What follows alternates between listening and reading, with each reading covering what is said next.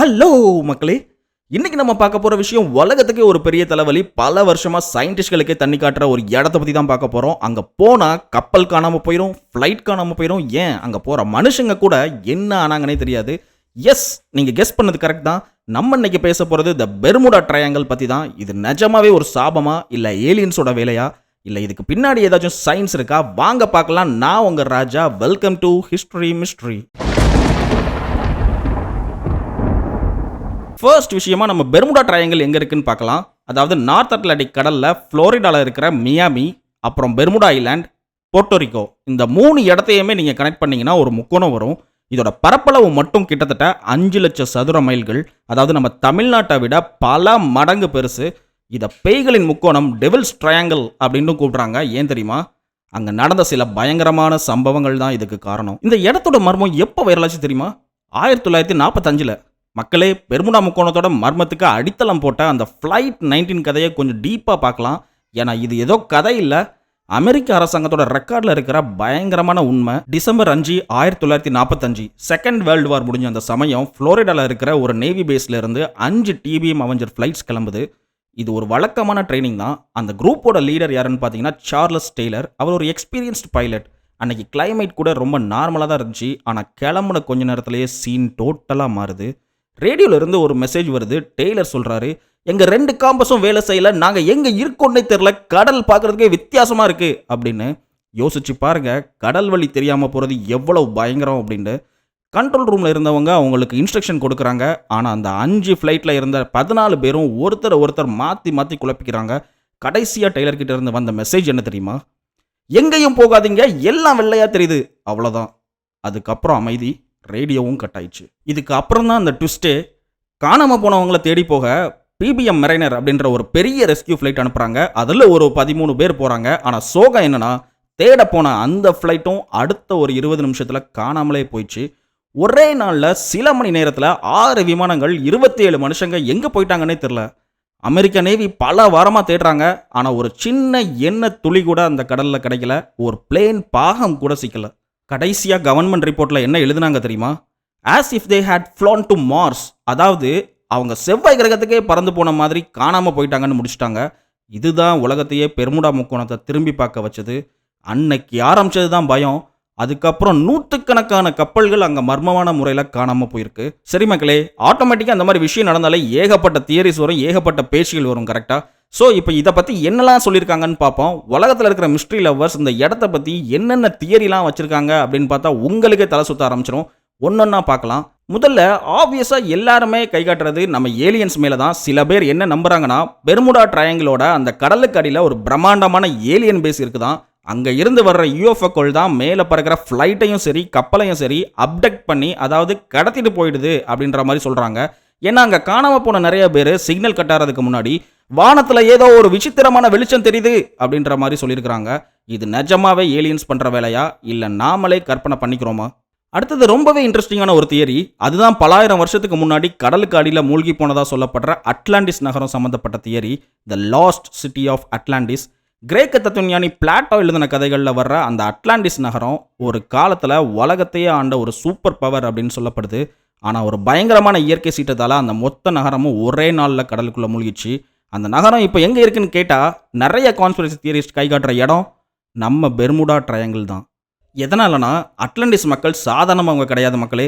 அவங்க அப்போவே நம்ம கற்பனைக்கும் எட்டாத ஃபயர் கிறிஸ்டல்ஸ் அல்லது எனர்ஜி கிறிஸ்டல் அப்படிங்கிற டெக்னாலஜியை பயன்படுத்தியிருக்காங்கன்னு ஒரு பேச்சு இருக்குது. அந்த கிறிஸ்டல்கள் சூரிய வெளிச்சத்தை உள்வாங்கி அதை ஒரு பயங்கரமான லேசர் எனர்ஜியாக மாற்றி அந்த நகரத்துக்கே ஃபுல் பவர் கொடுத்துச்சான். இப்போ விஷயம் என்னன்னா, அந்த நகரம் மூழ்கினாலும் அங்கே இருந்த அந்த ராட்சச கிறிஸ்டல்கள் இன்னும் கடலுக்கடியில் ஆக்டிவாக இருக்குன்னு நம்புகிறாங்க. இந்த கிறிஸ்டல்களில் இருந்து வர்ற அந்த எலக்ட்ரோ மேக்னட்டிக் வேவ்ஸ் தான் மேலே பறக்கிற ஃப்ளைட்டோட சிக்னலை அப்படியே கட் பண்ணுது. அது மட்டும் இல்லாமல் அந்த எனர்ஜி கடலில் ஒரு பெரிய சுழலை, அதாவது வார்டெக்ஸை உருவாக்கி அங்கே வர்ற கப்பல்களை அப்படியே பாதாளத்துக்கு இழுத்துருது அப்படின்ற மாதிரி இந்த தியரி சொல்லுது. இதுக்கு ஆதாரம் இருக்கா அப்படின்னு கேட்டிங்கன்னா, 1968 பெர்முடா ட்ரையாங்கிள் பக்கத்தில் இருக்கிற பிமினி ஐலாண்ட் கிட்ட கடலுக்கடியில் ஒரு நீண்ட கடல் பாதை கண்டுபிடிக்கப்பட்டுச்சு. இதை பிமினி ரோடு அப்படின்ற மாதிரி சொல்கிறாங்க. பார்க்குறதுக்கு யாரோ ஒருத்தர் செதுக்கி வச்ச ரோடு மாதிரியே இருக்கும். அது அட்லாண்டிஸ் நகரத்தோட ஒரு பகுதி தான் பல பேரும் இன்னைக்கு அடித்து சொல்கிறாங்க. ஒரு வேளை உண்மையாகவே அந்த கிறிஸ்டல்கள் இன்னும் வேலை செஞ்சுட்டு தான் இருக்குதா? இது எல்லாத்தையும் விட வேற லெவல் தியரி என்னன்னு தெரியுமா?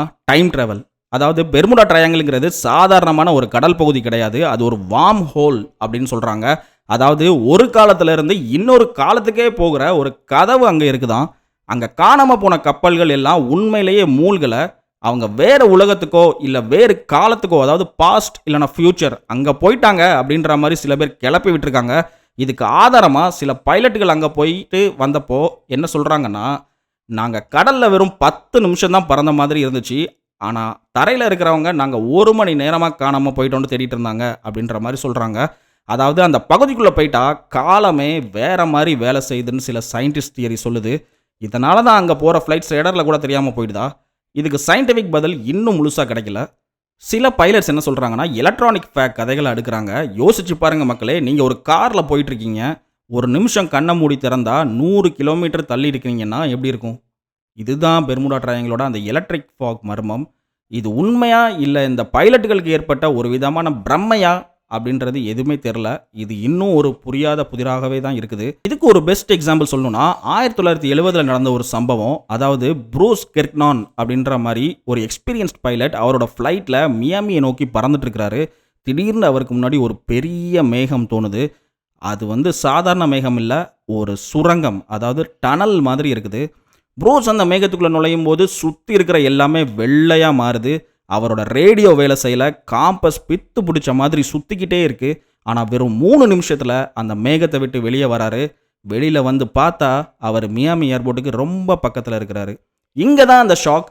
அந்த தூரத்தை கடக்க சாதாரணமாகவே 75 நிமிஷம் ஆகும். ஆனால் ப்ரூஸ் வெறும் 45 நிமிஷத்தில் அங்கே வந்துட்டாரு. அப்போ அந்த மிச்சம் இருக்கிற 30 நிமிஷம் என்னாச்சு? அவர் ஏதோ ஒரு டைம் வேர்ப் அல்லது கால பயணத்தில் சிக்கிட்டாரா? என்ன மக்களே, இதெல்லாம் கேட்க நல்லா இருக்குல்ல. ஆனால் இது எதுவுமே இதுவரைக்கும் அதிகாரப்பூர்வமாக நிரூபிக்கப்படவே இல்லை. இதெல்லாம் ஒரு பக்கம் இருக்கட்டும். இப்போ நிஜமாவே அங்கே என்னதான் நடக்குது, சயின்ஸ் என்ன சொல்லுதுன்னு பார்ப்போமா? முதல்ல methane case and the singing theory. Scientist இந்த பெர்முடா ட்ரையாங்கிள் மர்மத்துக்கு கொடுக்குற முதல் முக்கியமான காரணம் இதுதான், மீத்தேன் ஹைட்ரேட்ஸ். நம்ம பெர்முடா ட்ரையாங்கிள் இருக்கிற அந்த அட்லாண்டிக் கடல் தரைப்பகுதியில் டன் கணக்கில் மீத்தேன் கேஸ் உறைஞ்சி போய் பாறைகள் மாதிரி இருக்குதான். ஏதாச்சும் ஒரு சின்ன நிலநடுக்கமோ இல்லை தரைப்பகுதியில் ஏற்படுற மாற்றமோ நடந்துச்சுன்னா அந்த கேஸ் திடீர்னு ரிலீஸ் ஆகி மேலே வரும். அப்போ ஒரு நிமிஷம் யோசிச்சு பாருங்க, ஒரு பெரிய கப்பல் ஏன் கடலில் மிதக்குது? ஏன்னா தண்ணியோட டென்சிட்டி அதிகமாக இருக்குது, கரெக்டாக. ஆனால் கடலுக்கடியில் இருந்து ஒரு பிரம்மாண்டமான மீத்தேன் கேஸ் பபுள், அதாவது ஜெயிண்ட் பபுள் மேலே வரும்போது அந்த இடத்துல இருக்கிற தண்ணியோட அடர்த்தி அப்படியே குறைஞ்சிரும். அதாவது தண்ணிக்கு நடுவில் கேஸ் அதிகமாக கலந்து அந்த தண்ணி ஒரு நுரை மாதிரி மாறிடும்.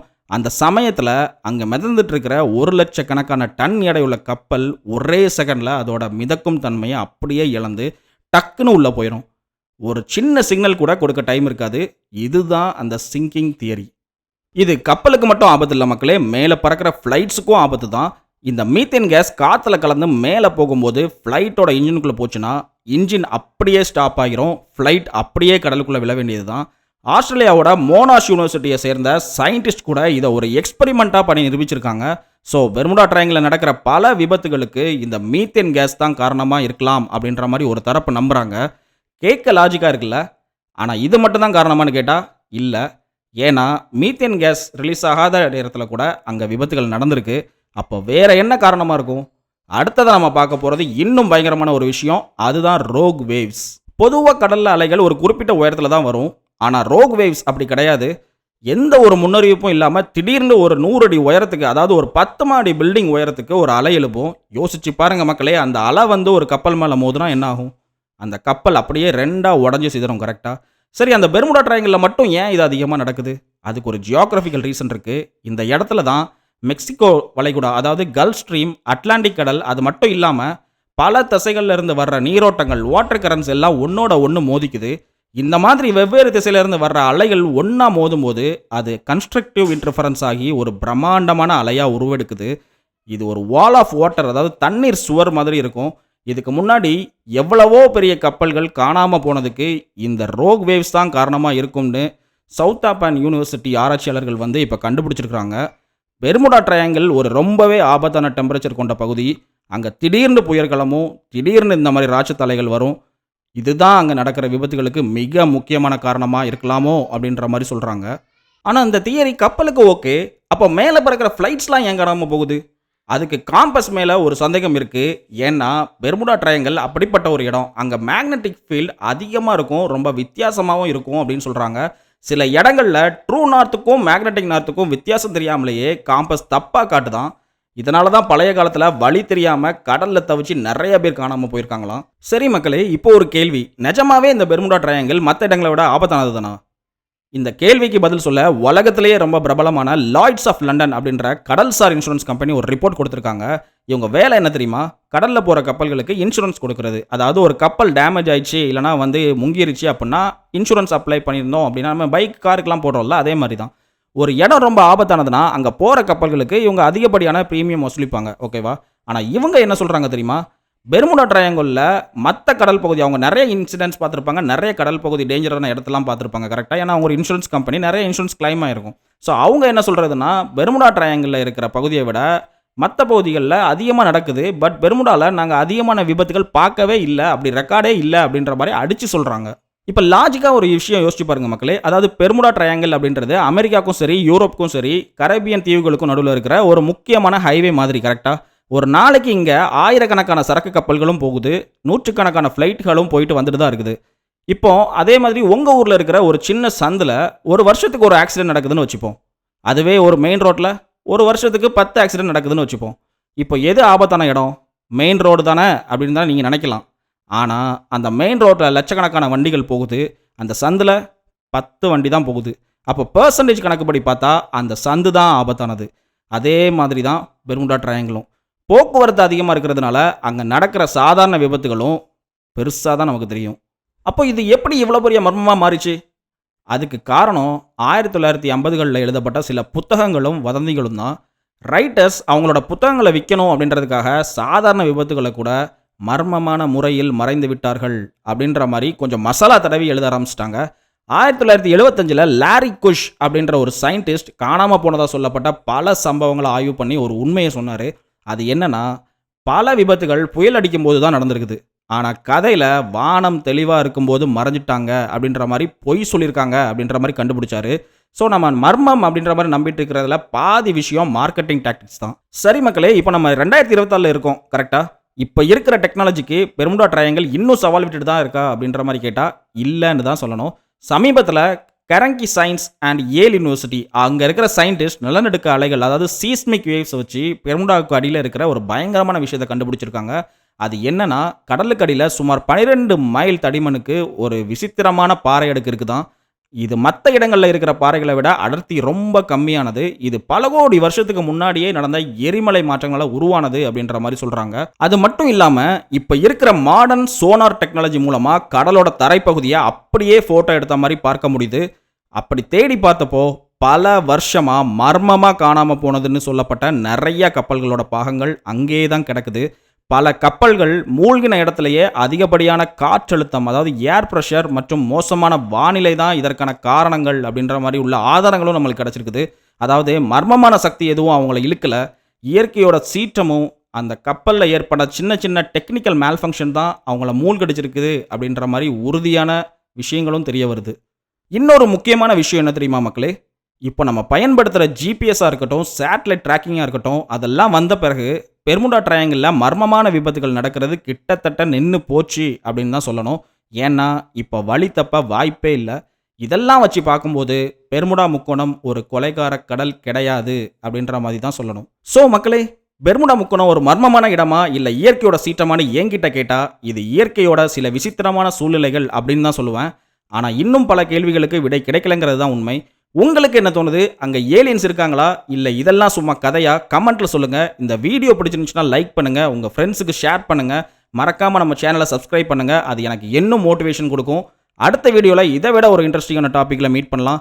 Thank you, bye bye.